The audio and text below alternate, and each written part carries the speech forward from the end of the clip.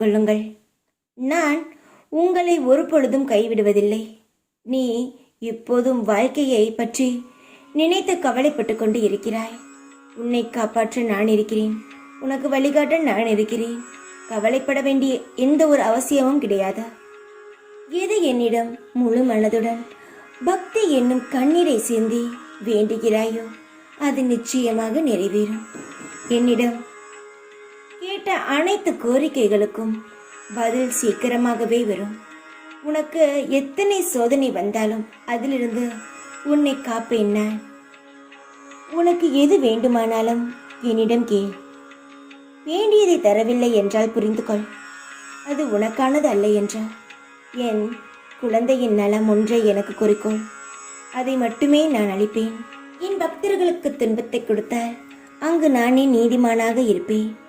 என்னை மீறி உங்களை எந்த ஒரு தீமையும் நெருங்காது. அதனால் பயப்படாமல் உங்கள் வாழ்க்கையில் நீங்கள் ஓடிக்கொண்டே இருங்கள். சந்தோஷம் மட்டுமே உங்களுக்கு கிடைக்கும்.